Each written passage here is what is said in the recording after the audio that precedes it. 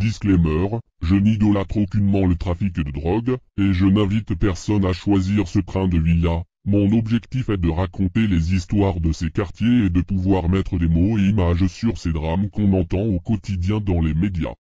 Bien évidemment, il faut prendre tout ce que je raconte avec des pincettes car ce ne sont que des rumeurs. Il est très difficile voire impossible de connaître la vérité absolue. J'essaye d'être au plus proche de la réalité des faits mais Dieu seul sait ce qui s'est réellement passé. Merci de comprendre cela. Et enfin merci pour votre soutien, vos likes et vos commentaires, cela me donne énormément de force. Sans le rap, tu penses que t'en serais où? Je pense que je serais mort, frère. Ça m'a mis des frissons de te dire ça. Mais je pense que je serais mort, vraiment, réellement. Il prend l'œil qu'il retrouve dans le caniveau et il le met à le brandir comme si c'était un trophée. J'ai réussi, je t'ai dit que je l'allais t'arracher les yeux. Je l'ai fait. Voilà comment les gens règlent leurs comptes. Et ça te manque pas l'école? L'école? Ouais. Franchement, ouais, ça me manque l'école. Les collègues et tout. Mais après... Que sa mère, là. Dans l'évolution du crime à Marseille, les bandes de cité n'hésitent plus à régler leurs comptes à l'arme de guerre pour le contrôle du trafic. Voici leurs histoires.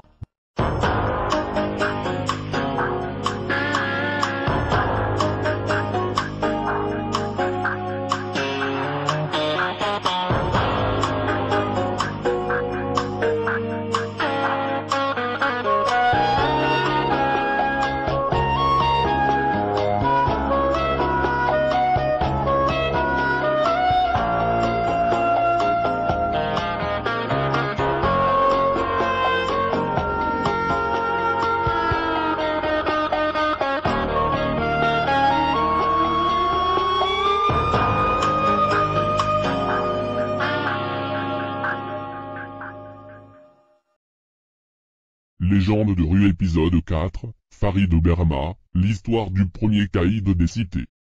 Bonjour à tous, dans cet épisode je vais vous raconter l'histoire d'un des caïds les plus célèbres de Marseille, celui qui a mis les quartiers nord sur la carte du grand banditisme, le voyou le plus respecté dans les quartiers nord, je veux bien sûr parler de Farid Berma.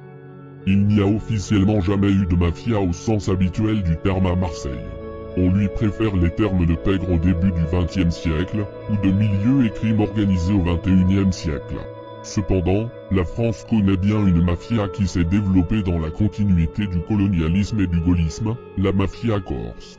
La nature régalienne et centralisatrice du pays, malgré la compromission de certains élus comme Étienne Léandri, a toujours empêché la reconnaissance de cette mafia. Marseille et sa région sont le carrefour de nombreux trafics.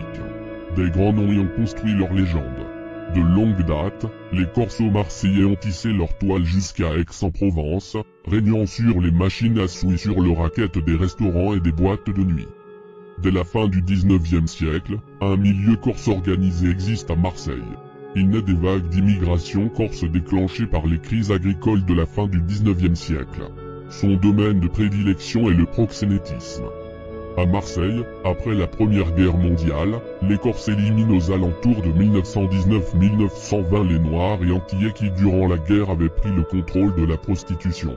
Mais bien au-delà du trottoir, le milieu corse va se mêler au jeu, au trafic de drogue et au monde de la nuit.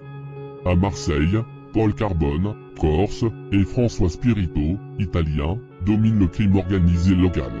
Mais, à la Libération, à la fin de la Seconde Guerre mondiale, leur collaboration avec l'ennemi allemand exclut les Italiens des affaires marseillaises. Les Corses se retrouvent alors seuls sur le trône de Marseille. De 1945 à 1965, les fameux frères Guérini, Antoine et Barthélemy, reprirent le flambeau sur le quartier de l'Opéra, le plus beau parc de bars à hôtesses et d'hôtels de passe de la ville. Par ailleurs, ils jouent les agents électoraux pour les socialistes marseillais.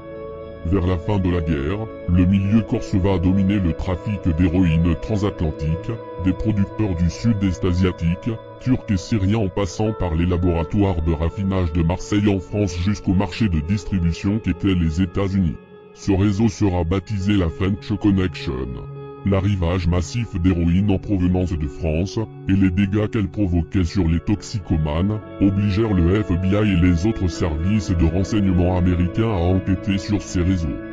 Après 1945, l'opium de Turquie joua un rôle essentiel, et sera notamment transformé dans les célèbres laboratoires marseillais où les chimistes corses sont réputés pour leur grande technicité.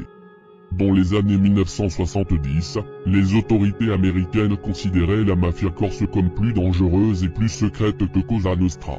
Ceci venait du fait que le FBI et la CIA arrivaient à obtenir des informations sur les familles mafieuses américaines sur leur territoire mais rien sur les familles corses. La French Connection est démantelée vers la fin des années 1970. Dès 1972-1973, à la disparition du clan Guérini et de la French Connection, le milieu marseillais connaît une période de déstabilisation profonde lorsque s'affrontent dans une guerre sanglante les clans des parrains Tani Zampa et celui de la Belle de Mai de Francis le Belge et Antoine Cossu, marqué par une série de règlements de compte qui prend fin en 1985. Les grands patrons corses sont tous assassinés et les Corses se retirent donc de la partie. À l'issue de cette guerre des parrains, c'est Francis le Belge qui aura le contrôle de Marseille durant un certain nombre d'années, mais malheureusement le parrain marseillais sera assassiné en 2000, à partir de cette année, le milieu corse va reprendre le dessus, les Corses ne s'étaient en réalité jamais retirés du banditisme à Marseille, mais géraient en fait leurs affaires en toute discrétion et attendaient le bon moment afin de remonter sur le trône. Après la mort de Francis, les Corses reprennent donc mainmise sur la ville notamment sur les machines à sous très lucratives de la région. Un nouveau milieu corse se forme alors autour des frères Baresi, Campanella et Guérini. Dans le même temps, un nouveau phénomène commence à développer principalement dans les quartiers nord de la ville, pendant que les Corses et le milieu traditionnel Marseille se concentrent plus sur les machines à sous, les boîtes de nuit et la prostitution. Certains gangsters issus des grands ensembles du nord de la ville commencent à prendre le contrôle du trafic de stupéfiants. En effet, dès les années 1980, des réseaux importants de trafic de drogue se développent dans les cités défavorisées de la ville. Profitant de la hausse de la consommation de marijuana au sein de la population française, au moins 40 de ces grands ensembles se sont transformés en véritables supermarchés des drogues à l'échelle d'une vaste clientèle métropolitaine, parmi lesquels la Castellane, Campagne, l'Évêque, ou encore Frévalon. À Marseille, on appelle ça le Frévalon. Là où naguère coulait des sources, on a coulé du béton. 8000 habitants, 60% d'immigrés, 12 ethnies ou nationalités. Un de ces caïds de cité qui commence à prendre le plus d'ampleur au début des années 2000 est un certain Farid Berama alias l'Indien alias le Rôtisseur. Farid Berama était un ancien lieutenant de Francis le Belge, pionnier du néo-banditisme dans les cités marseillaises et du trafic de cannabis dans ces quartiers. Il contrôle une grande partie du marché des stupéfiants dans les quartiers nord au début des années 2000. Dernier enfant d'une famille de 9 enfants, Farid est né en 1966 dans la cité du Parc Calisteux dans l'extrême nord de Marseille. L'une des cités les plus pauvres et dégradées de France voire d'Europe.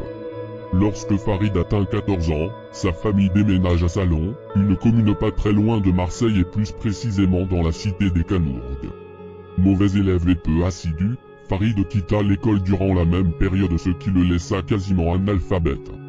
Rapidement, il se met alors à commettre divers délits comme des vols de voitures et des cambriolages. À 22 ans, il passe quelques semaines en détention. Aux alentours de 1988, il se met à tremper dans le trafic de cannabis et alimente la cité des Canourgues en hachiche. Durant sa vingtaine, Farid apprend qu'il est atteint d'un cancer. Il va alors se dire que puisqu'il ne lui reste plus beaucoup de temps à vivre, autant se lancer à fond dans le grand banditisme et gagner le plus d'argent possible. Toujours dans la même époque, Farid fait la rencontre d'un certain Éric Chaunet, un gangster confirmé qui opère aux alentours de Cavaillon et de Salon. C'est l'occasion parfaite pour Farid de mettre un pied dans le grand banditisme. Braquage, machine à sous, extorsion de fonds, Farid et son associé n'y vont pas de main morte. Le 3 septembre 1990, Éric Chaunet survit à une tentative d'assassinat perpétrée par la famille Belayel, des anciens associés devenus ennemis. Après cet événement, Éric va redoubler de violence. Seulement 10 jours plus tard, il assassine Hassem Belayel, pourtant porteur d'une gilet pare-balles. Le 3 janvier 1991, le corps d'un autre Belayel, Mustapha, est trouvé dans un canal.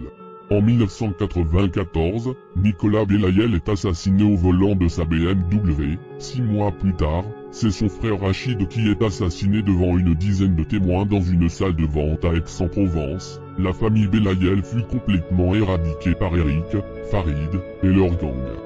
Soupçonné par la police, Farid est arrêté en juin 1991 mais sera finalement condamné pour 4 années de prison pour vol.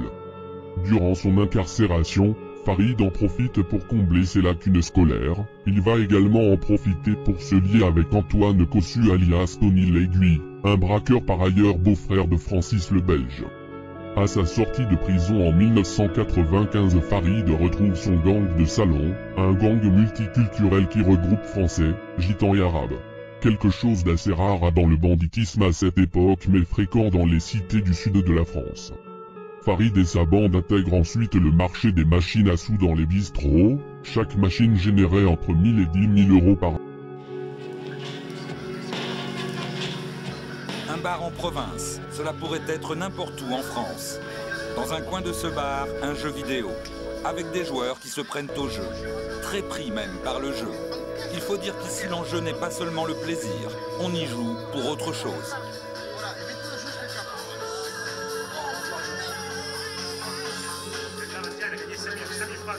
Ici Les jeux où l'on gagne de l'argent ne sont autorisés en France que dans les casinos ou dans les cercles. Pourtant, dans bien des endroits où ils sont interdits, à Paris, en province, on joue au grand jour. 300 balles, qui est très minimum. On joue sans se cacher, même si ces lycéens du sud-ouest nous ont demandé de masquer leur visage. On gagne des points qui se transforment en argent. Au fur et à mesure qu'il met des francs, et bien ça monte les parties. Et après il gagne nos aides, d'argent quoi. Et là c'est combien? Là c'est 507 francs. Les problèmes vont alors vite arriver pour Farid et son équipe car les machines à sous est un marché avec beaucoup de concurrents et les choses vont dégénérer après en mars 1997 après le meurtre du frère de Gaëtan Zampa pour une histoire de machines à sous. Durant cette période le gang de Farid, surnommé gang des Salonnais, récupère de nombreuses machines à sous et réalise beaucoup de braquages de banques et de fourgons blindés. Grâce à ces actes, Farid monte rapidement dans le milieu criminel marseillais et fait forte impression. Il s'achète en 1996 2 boîtes de nuit. À cette époque, il va s'allier à des criminels extrêmement violents comme Recep Toksip, un ancien commando tchétchène, ainsi que Saïd Tir, le baron de la drogue de fond vert. Berama va par la suite s'installer à Marbella, une destination très prisée par les trafiquants français. Farid retrouve là-bas son associé Tony l'Aiguille, le beau-frère de Francis le Belge, et met en place une filière de hashish afin d'alimenter les cités marseillaises. Farid, avec l'aide des anciens mafieux comme des jeunes de cité, va monter un réseau qui va lui rapporter entre 300 000 et 500 000 euros par mois. Adulé par la nouvelle génération de jeunes de cité, Farid va s'associer à la fin des années 90 avec un bon nombre de ces nouveaux caïds de cité dont il accompagna à l'ascension. Parmi ces caïds on peut retrouver Jamel Merabet, les frères Adrar, Hakim Ben Ali, les frères Abderhamid et Boumediene Verbal, Radouane Baha, Didier Garcia et Karim Bouganemi. Toute cette bande de caïds, qui est appelée les Gremlins par Farid, lui sera bien utile par la suite au vu des conflits qui vont éclater à la fin des années 90. En 1998, Farid et la bande des Salonnais sont au sommet de leur puissance, ils contrôlent un paquet de machines à sous et sont en bonne entente avec Francis le Belge et le clan corse de la Brise de Mer. Mais cette entente ne va pas durer au vu des sommes conséquentes qui sont en jeu. Le barbecue ne va pas tarder à s'allumer. Le 25 juillet 1998, Éric Chaunet, le bras droit et mentor de Berama, se fera assassiner de 15 balles sur le parking d'une discothèque à Cavaillon. Le 8 février 1999, un des Gremlins de Farid va recevoir 3 balles de canoncier dans le 16e arrondissement de Marseille. Il survivra mais une des balles sera déviée par son téléphone et va tuer le patron d'un bar qui se trouvait sur la trajectoire. En mai 1999, Farid va laisser sa voiture à un ami, ce dernier va alors se faire tuer par un commando armé qui lui tirera dessus à 53 reprises. Si Farid n'avait pas prêté sa voiture, il serait mort à ce moment-là car c'était lui qui était la cible de cette attaque. Le 5 octobre 1999, un trafiquant proche de Farid et sa bande est pris pour cible par 2 tireurs dans une salle de boxe. Il arrive à fuir par une porte dérobée mais malheureusement un lycéen innocent va prendre une balle perdue. La guerre s'intensifie et Farid va décider de se replier sur la Costa del Sol où il continuera à gérer ses affaires. Les problèmes s'enchaînent pour Farid car après une tentative de braquage échouée, la bande des Salonnais va finir par imploser. Les 2 frères Fuentes surnommés les Fous pensent que leur associé Farid a fait assassiner Eric Chaunet et décident donc de l'assassiner. D'autant plus que des litiges se multiplient au niveau de la répartition des bénéfices des machines à sous et de la drogue. Le 21 novembre 2000, 2 membres du gang des Salonnais, Raphaël Liminana et Adbel Djeneboudi, sont attirés par les frères Fuentes sur le parking d'un hôtel à Vitrolles. Bien qu'armés, ils ne purent rien faire lorsqu'un commando de 4 hommes déboula et les criblèrent de balles avant d'incendier leur véhicule à l'aide de cocktails Molotov. 2 semaines plus tard, un ennemi de Farid est retrouvé mort dans une voiture en feu près d'Aix-en-Provence. En avril 2001, Saïd Tir, ainsi que d'autres personnes, sont arrêtés alors qu'ils s'apprêtaient à éliminer les frères Fuentes. Ils étaient descendus de Paris afin de prêter main forte à Farid Berama. Les frères Fuentes vont fuir dans la région de Montpellier pour se protéger mais un des frères sera arrêté avec un pistolet 9 mm, un pistolet mitrailleur, et une grenade tandis que l'autre frère sera retrouvé mort en octobre 2001. Farid Berama sera arrêté en Espagne le 30 novembre 2001 en possession de 900 kg de cannabis. Il sera extradé en 2004 vers la France. Entre-temps, plusieurs Salonnais tombèrent. Célestin M.A. fut tué dans sa voiture par 2 individus, son frère fut tué par un commando de 4 hommes quelque temps après. Des ennemis de Berama seront également assassinés dans les années qui suivent. Ensuite, Berama va se friter avec un autre de ses associés, le fameux Tchétchène Rekseptopsi.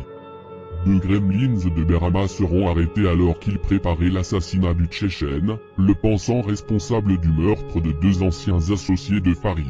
Les 2 gremlins seront condamnés en plus pour trafic international entre la Colombie, l'Italie et la France, et également pour 2 meurtres commis à Marseille. En 2004, Hakim Ben Ali, un des gremlins haut placés de Farid, sera assassiné par Tony, par un des hommes de main du Tchétchène. Dans la même année, un commando va tenter de venger Ben Ali et d'éliminer Tony mais un patron de bar sera accidentellement tué à sa place.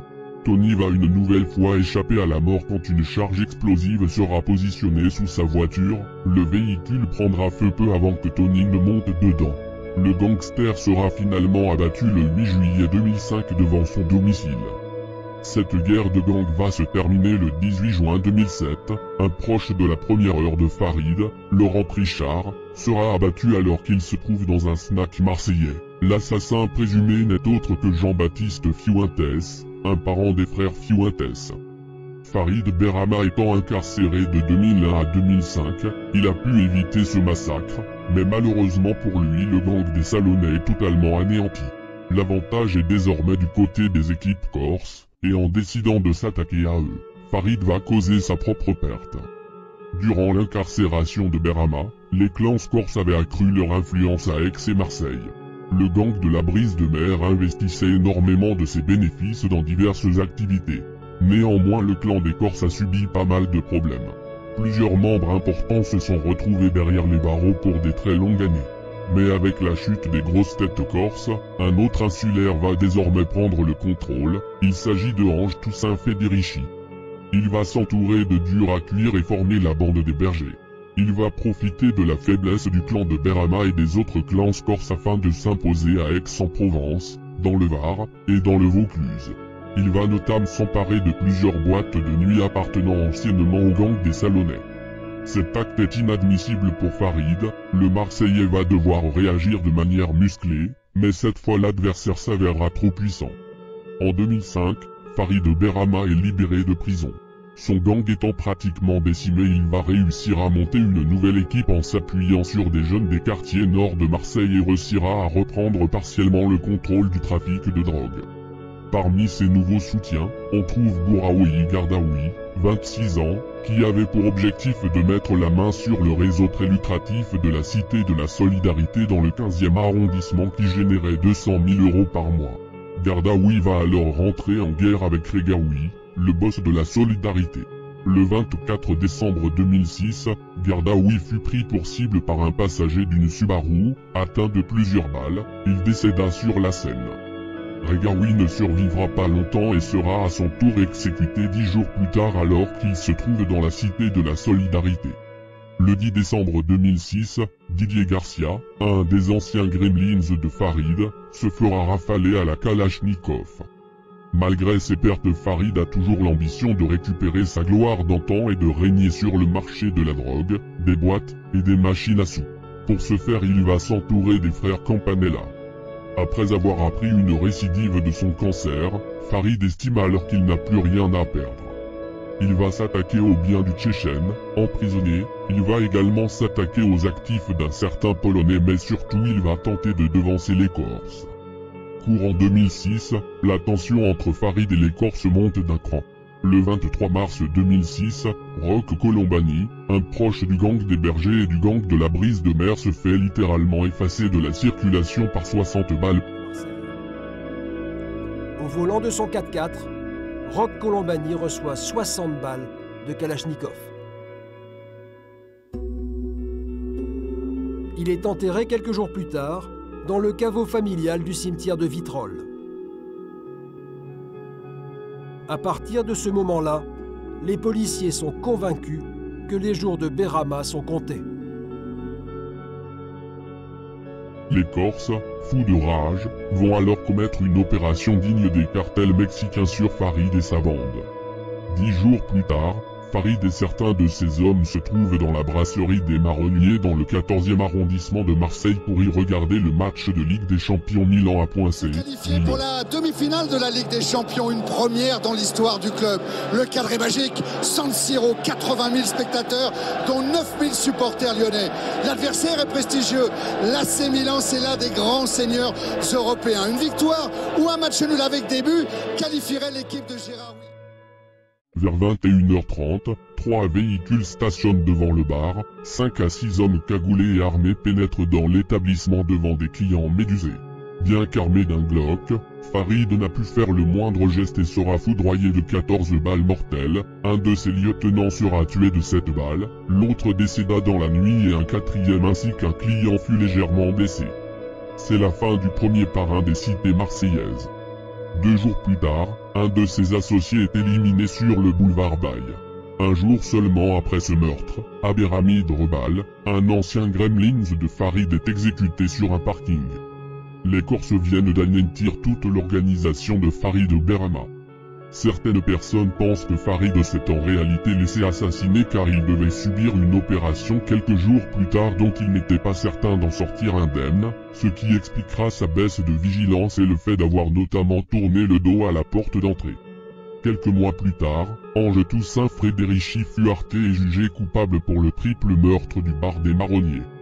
Voilà qui met un terme à cette incroyable histoire du trafiquant marseillais Farid Berama. Ce qu'on peut retenir de cette histoire est que Farid Berama aura laissé une trace indélébile dans l'imaginaire des Marseillais, et, même s'il n'en reste pas moins un criminel sanguinaire, il possède également l'image positive d'un bienfaiteur pour les quartiers nord de Marseille, et de quelqu'un qui prenait toujours soin des siens. Voici une anecdote recueillie par un journaliste d'un habitant d'une cité de Marseille. Farid montait les escaliers et, en passant devant chez moi, il a vu ma petite de 8 ans qui pleurait, il s'est agenouillé et lui a demandé pourquoi pleure-t-elle, et elle lui a montré les huissiers et les types qui vidaient tout chez nous. Farid a alors demandé au mec en costume à combien s'élevait ma dette puis a passé un coup de fil. Ensuite il est monté sans rien dire. 20 minutes après, un type arrivait en scooter et filait 11 000 € à l'huissier en lui disant fermement de dégager sans poser de questions. Je n'ai pu remercier personne. Je ne les ai jamais revus.